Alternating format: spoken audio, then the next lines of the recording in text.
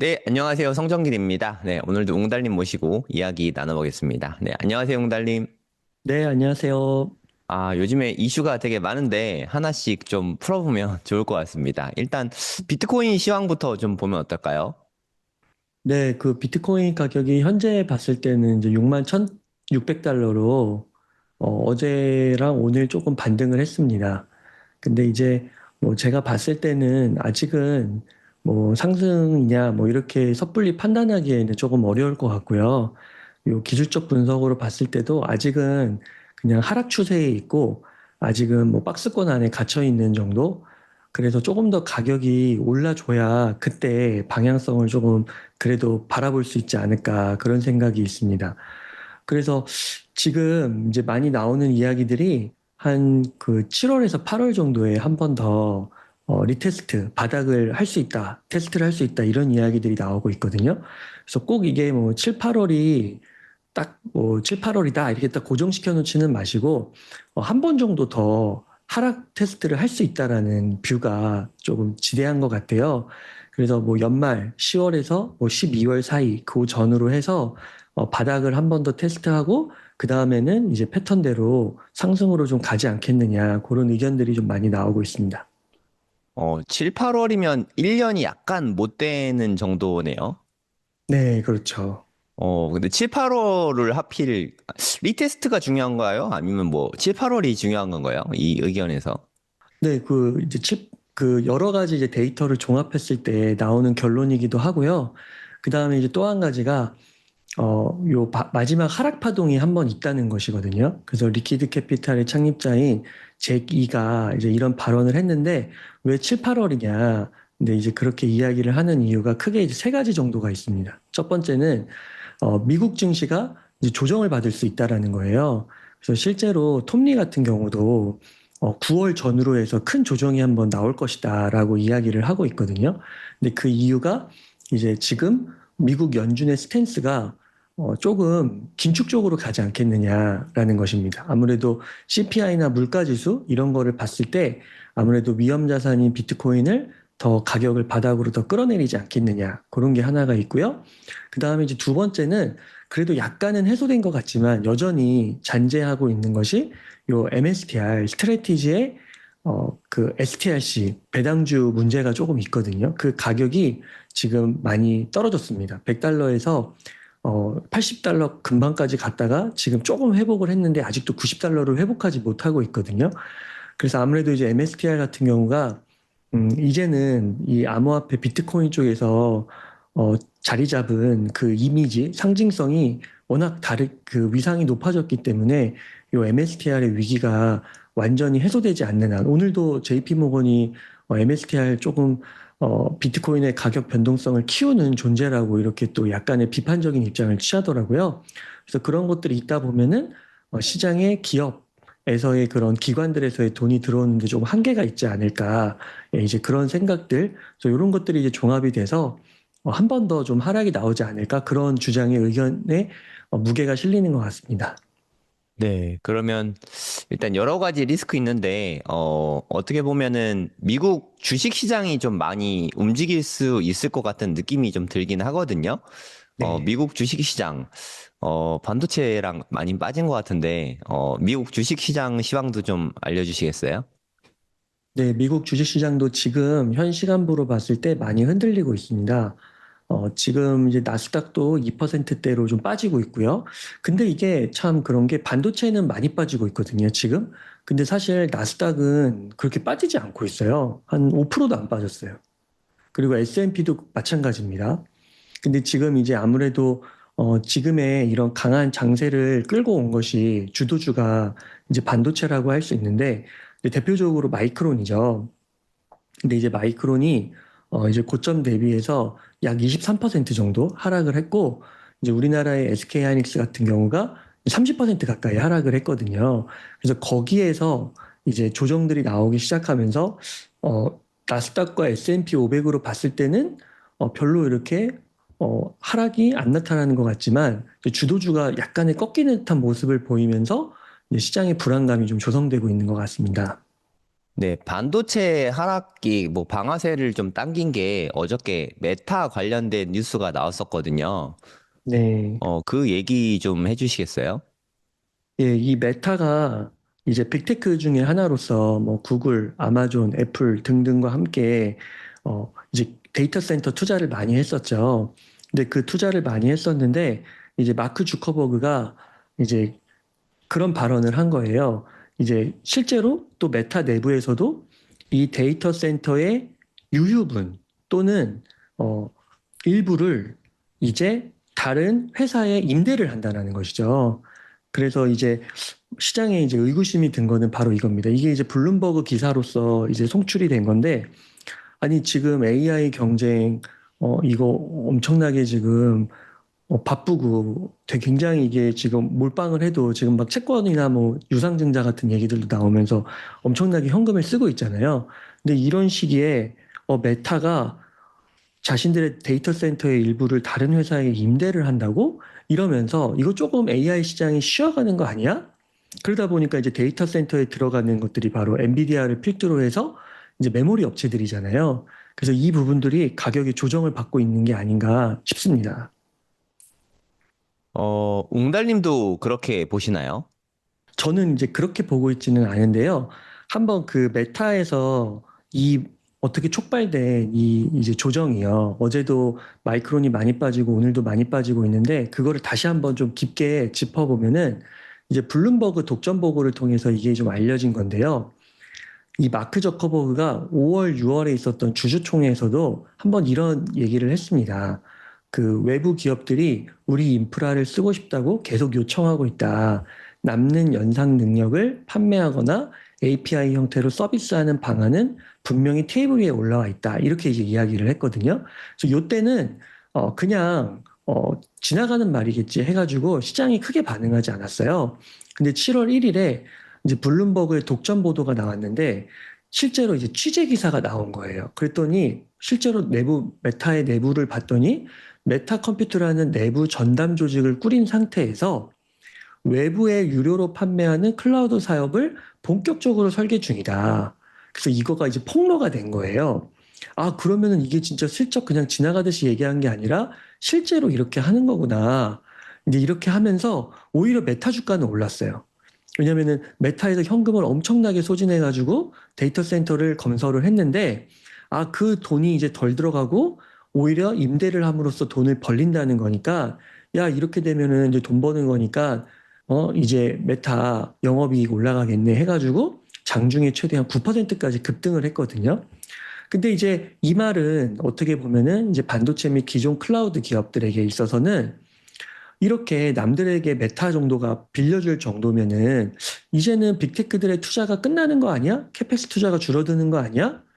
이제 끝물 아니야? 이러면서 이제 과잉 공급이 됐구나. 그러니까 일부를 빌려줄 수 있겠구나라고 해가지고 이제 마이크론, 뭐 SK 하이닉스, 삼성전자 할 것 없이 동반 추락이 나온 거죠.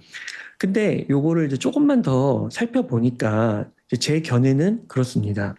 첫 번째로는 우선 그러면 진짜로 캐펙스 투자가 줄고 있는지를 봐야 되는데 오히려 늘고 있어요. 그리고 두 번째로는 임대자원의 실체를 봤더니 최신 사양, 블랙엘 같은 것들은 해당이 안 되고요. 과거 A100이나 H100 같은 기존 구형 연상 라인을 임대해 줄 가능성이 그렇게 나오고 있는 겁니다. 그런데 이제 이런 주의사항은 있을 것 같아요. 이제 메타가 어떻게 보면은 자신들이 갖고 있는 그런 자원들, 그런 거를 효율적으로 사용하기 위해서 일부는 임대를 해서 이제 수입을 거두겠다라는 것이잖아요. 또 그렇게 해서 거둔 수입을 또 재투자하겠다라는 것이거든요. 그런데 이제 이런 모습을 보면서 애플이나 아마존이나 구글 같은 경쟁사들이 옆에서 보면서 야, 그럼 우리도 장비를 빌려주면 되는 거 아니야? 그래서 우리도 돈 벌면 되는 거 아니야? 일부만. 이렇게 하다 보면은 그래도 이게 약간의 속도 조절이 될 수가 있다라는 것이죠. 그래서 시장이 바라는 그 메모리 업체들의 그 이익이 늘어나는 속도가 조금 지체될 수 있지 않을까? 뭐 이렇게 해석이 되면서 조정을 받을 수는 있을 것 같아요. 그래서 요런 정도의 주의사항은 그래, 나름 뭐 합리적으로 받아들일 수 있을 것 같은데, 뭐 지금 피크아웃이 돼가지고 뭐 과잉 공급이고 이런 것들은 조금 섣부른 판단이 아닐까 싶습니다. 네, 저도 웅달님 말씀에 되게 동의를 하는 게 AI 데이터 센터가 수익률이 엄청 좋더라고요. 뭐 예를 네. 들어서 한 3천억 달러 들여서 AI 데이터 센터를 만약에 지으면 그걸 임대하면 1년 안에 3천억 달러를 다 뽑는데요. 그럼 그 네. 뒤에는 그럼 다 수익으로 나오거나 자기네들이 쓸 수 있는 거잖아요. 그러니까 이게 수익성이 우리가 해보니까 이거 우리만 쓸 게 아니라 막 지어가지고 임대하는 게 더 남는 장사인데 이게 좀 생긴 것 같아요, 내러티브가. 그게 오히려 장점인 게 뭐냐면 원래 이거 만들어서 우리가 다 써야지라고 생각하면 현금이 창출될 때까지 시간이 텀이 있을 수 있잖아요. 뭐 예를 들면 뭐 네. 5년이나 시간이 걸릴 수 있는데 이걸 바로 임대해주면 이게 완공되는 시점부터 1년이면 투자금 회수가 다 된다고 치면 오히려 그 4개 하이퍼스케일 업체들 있잖아요. 몽달님 말씀하셨던 뭐 MS나 아마존이나 구글이나 메타 이런 데들이 오히려 데이터 센터를 더 공격적으로 지을 것 같거든요. 제 생각에. 어, 그 오라클도 되게 공격적으로 짓고 막 그 이유가 이게 투자금 들어가는 거에 비해서 회수가 되게 빨리 되니까 그래서 무리하게 좀 돈을 땡겨서 좀 데이터 센터를 지어왔던 것 같거든요. 근데 그게 메타 빼고 사실 다 하고 있었어요. 하이퍼스케일 업체 중에서. 근데 메타도 이제 이게 돈 되는 걸 뻔히 보고 있는데 안 할 이유가 없잖아요. 네, 저는 그래서 당연한 것 같거든요. 제가 느끼기엔 저는 오히려 왜 메타는 이거 안 하지? 이거 돈 되는데? 라고 생각을 했었는데, 이게 바로 투자금 회수를 하면 오히려 자본 지출을 더 늘릴 가능성이 있다고 생각합니다. 제 개인적으로는. 그래서 지금 반도체가 떨어졌을 때 분할 매수하기에 더 좋은 시점이라고 생각하거든요. 저는 오히려. 네. 이거를 좀 위기가 좀 곧 기회가 될 수 있는 그런 타이밍일 수도 있을 것 같아요. 네. 그래서 뭐 여기서 약간 뭐 저희가 그동안 했던 얘기기도 하니까요. 조금 네. 과거 발언들을 말씀드려 보면은 저희가 이제 반도체도 주의 깊게 봐야 된다라고 말씀을 드렸고, 그다음에 지금 이제 가격이 결코 낮은 거는 아니니까요. 급등한 면이 있으니까 분할로 한 3년 정도 이렇게 생각하고 매수를 해가면은 좋을 것 같다라고 말씀을 드렸었잖아요. 네. 그래서 오히려 고점에 사도 또 성쌤께서 다 데이터로 보여주셨고 엔비디아 케이스도 말씀해 주시면서 고점에서 사도 장기적으로 분할 매수를 하면은 오히려 수익률이 더 좋을 수도 있잖아요. 떨어지면서 계속 수량을 늘려갈 수 있으니까요. 그래서 욕심부리지 않고 몰빵하지 않고 뭐 2배 레버리지나 빚을 끌어서 쓰지 않았으면은 오히려 지금 굉장히 좋은 기회가 온 것 같아요. 그리고 이제 저는 개인적으로 생각할 때는 지금 조정이 나왔지만 이 조정이 막 길어진다거나 아니면은 막 과거처럼 막 45%, 50%? 엔비디아는 막 60%까지도 빠졌었는데 그 정도 조정은 나올 것 같지가 않아요. 어느 정도 빠지면 이제 추가 매수 세력이 들어올 것 같거든요. 왜냐하면 실적에서 이미 검증이 됐다라고 보입니다. 그 다음 달에 이제 삼성전자랑 SK하이닉스 실적 발표도 할 거고 6월에는 마이크론이 실적 발표를 하면서 4분기가 3분기보다 더 좋다고 말을 했거든요. 그 CEO가요. 그래서 지금 조정은 오히려 저희 같이 이렇게 매주 이야기 나누고 이런 걸 좀 보신 분들은 조금 참고할 만한 도움되는 부분이 있지 않을까 생각합니다. 근데 반도체 쪽은 좀 재밌는 게요. 엔비디아도 그렇고, 이번에 마이크론 실적 발표도 그렇고, 실적을 발표하면 놀라울 정도로 너무 잘 나오잖아요, 사실. 네, 근데 그리고 하루 이틀 있으면 주가가 이렇게 말도 못하게 빠지거든요. 이게 사실 우리가 아는 상식하고는 좀 많이 다르지 않습니까? 실적이 네. 엄청나게 늘어났으면 주가가 올라야 되는데, 오히려 이렇게 차익 실현이라고 할까요? 익절을 하면서 오히려 주가가 빠지는 이렇게 재미있는 현상이 있는데 그때는 오히려 매수 찬스 아닌가요?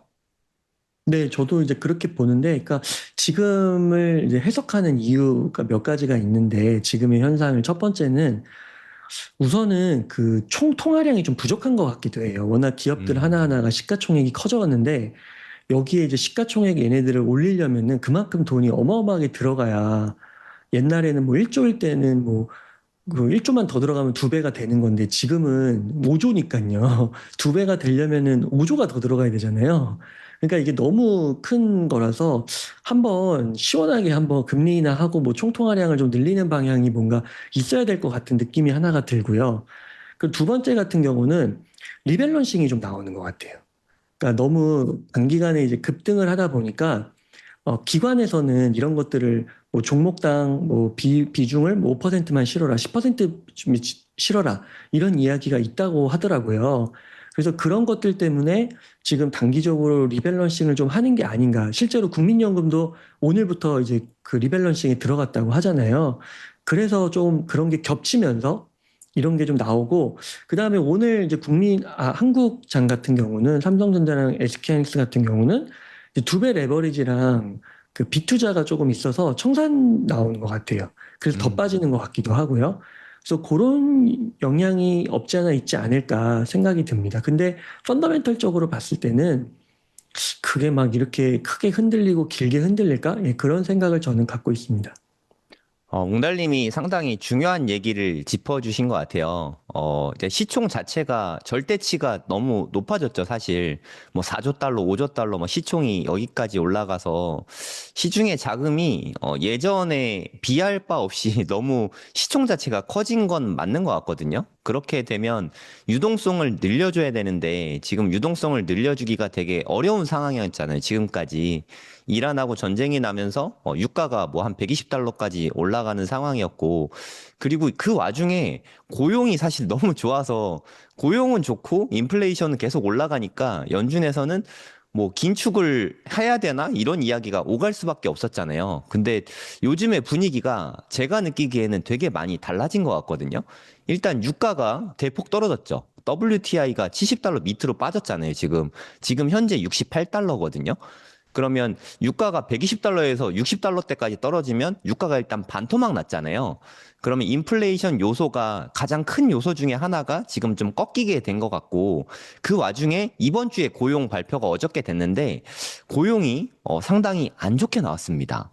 그럼 어, 인플레이션은 많이 떨어지고 고용도 안 좋게 나오면 금리 인상에 대한 압박은 일단은 없어진 것 같아요. 제가 느끼기에는 뭐 이게 시간이 좀 지나봐야 알겠지만, 그럼 만약에 올해는 좀 뭐 특별히 인하까진 안 하더라도 요 정도로 동결을 하고 내년부터 인상을 케비노 씨가 만약에 시작을 하면 그때부터는 유동성이 좀 많이 늘어나면서 시총도 좀 팍팍 커질 수 있는, 비트코인도 거기서 좀 영향을 받을 수 있지 않을까 생각하는데 유동성 확대에 대해서는 어떻게 보세요?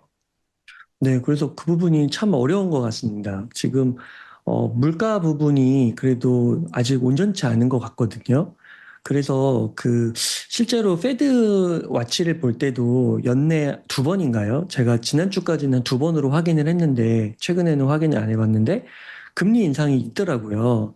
그러니까 이제 그런 것들을 봤을 때 이게 아직은 조금 더 그 주의 깊게 신중하게 조금 바라봐야 되지 않을까 싶은 부분이 있습니다. 네.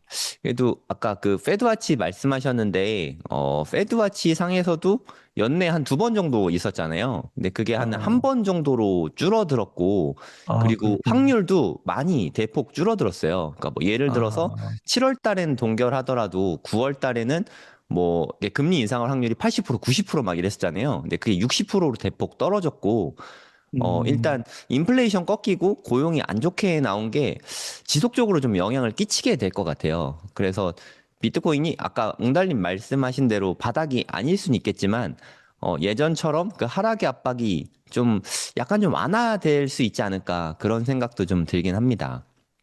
네, 뭐, 진짜 환율 예측이랑 금리 예측은 연준의 의사들도 모른다고 하잖아요. 연준 의장이나 그 이사들도 점도표 찍어도 그렇게 안 되고, 그래서 어렵다고 하는데, 만약에 이제 그렇게 된다면은 진짜 비트코인도 정말 사이클대로 연말이나 내년 초에 좋은 흐름 보이기 시작할 수 있을 것 같습니다.